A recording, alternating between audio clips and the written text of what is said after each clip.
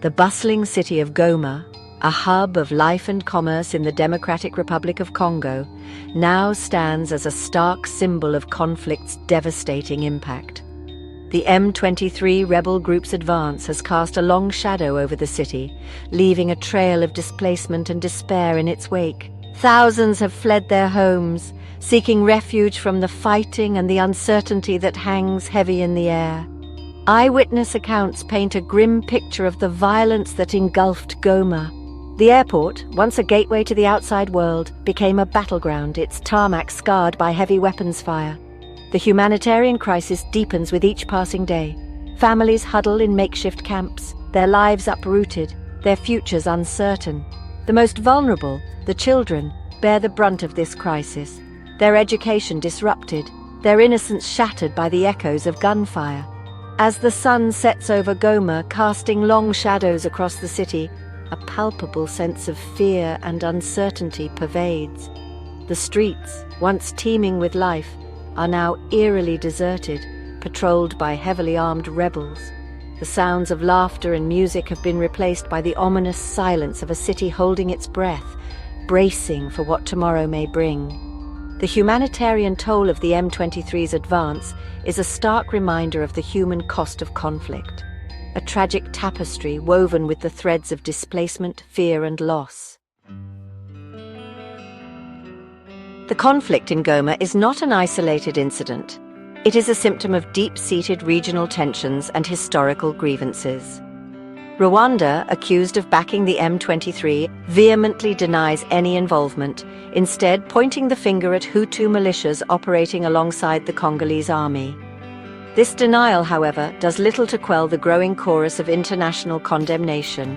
Burundi, a small nation grappling with its own internal struggles, watches the unfolding crisis with trepidation, fearing the conflict could spill across its borders, further destabilizing the region. Uganda, while officially supporting the Congolese government, walks a diplomatic tightrope, accused of turning a blind eye to the M23's use of its territory for logistical support. This delicate balancing act underscores the complex web of alliances and rivalries that define the region. South Africa, a major contributor to the regional peacekeeping force, has emerged as a vocal critic of Rwanda. The accusations leveled against Rwanda by South Africa, including the alleged attack on its peacekeepers, have further inflamed tensions, pushing the two nations towards a diplomatic standoff. The international community, deeply concerned by the escalating crisis, grapples with finding a lasting solution. The East African community advocates for dialogue, urging the Congolese government and the M23 to engage in talks aimed at finding a peaceful resolution. The Southern African Development Community, however, takes a more assertive stance, condemning Rwanda's alleged actions and reiterating its support for the DR Congo's territorial integrity. As regional and international actors engage in a delicate dance of diplomacy, the people of Goma remain caught in the crossfire, their lives on hold, their futures uncertain. At the heart of the crisis stand key figures, their decisions shaping the destiny of Goma and its people. Felix Tshisekedi, the president of DR Congo, faces mounting pressure to regain control of the lost territory and bring an end to the conflict that threatens to unravel his presidency. Blaming Rwanda for the crisis, Tshisekedi walks a tightrope, balancing international diplomacy with domestic pressure to act decisively. Across the border, Paul Kagame, the president of Rwanda, stands firm in his denial of any support for the M23, framing his nation's actions as a necessary defense against Hutu militias. Kagame, a shrewd and calculating leader, seeks to maintain Rwanda's influence in the region, driven by both security concerns and economic interests tied to the mineral-rich eastern DR Congo. Meanwhile, Evariste Ndayishimiye, the president of Burundi, watches the unfolding events with growing alarm. Haunted by his nation's own history of conflict, Ndayishimiye fears the potential for the crisis to spill over Burundi's borders, igniting further instability in a region already grappling with numerous challenges. Yoweri Museveni, the long-serving president of Uganda, navigates the crisis with characteristic pragmatism.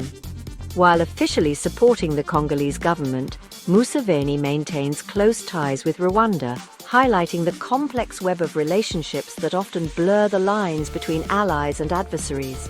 In the midst of this high-stakes political chess match, it is the ordinary people of Goma who become the pawns, their lives upended, their futures uncertain. A shroud of uncertainty hangs over Goma, a city grappling with the realities of life under M23 control. The streets, once vibrant arteries of commerce, are eerily quiet, patrolled by heavily armed rebels. Shops remain shuttered, their metal grills pulled down, a testament to the fear that grips the city. The hum of daily life has been replaced by an uneasy silence, punctuated by the occasional rumble of military vehicles. For the residents of Goma, every day is a delicate dance between caution and resilience. Access to basic necessities, once taken for granted, has become a daily struggle. Electricity flickers on and off, disrupting daily routines and plunging homes into darkness. The internet, a lifeline to the outside world, is unreliable, making communication with loved ones a source of both comfort and frustration. The M23, eager to project an image of control and order, claims to have restored a semblance of normalcy to Goma. They organize press conferences, showcasing captured weapons and denying allegations of looting and human rights abuses. However, behind this carefully constructed facade lies a palpable undercurrent of fear. Residents speak in hushed tones, wary of drawing attention to themselves. The fear of reprisals is real, a constant shadow lurking in the background. As the sun sets on another day in Goma, casting long shadows across the city, a sense of uncertainty lingers. The people of Goma, caught in the grip of a conflict not of their making, yearn for peace, for a return to normalcy, for a future where their city is no longer defined by conflict and displacement. Thank you for watching. Don't forget to subscribe for more updates.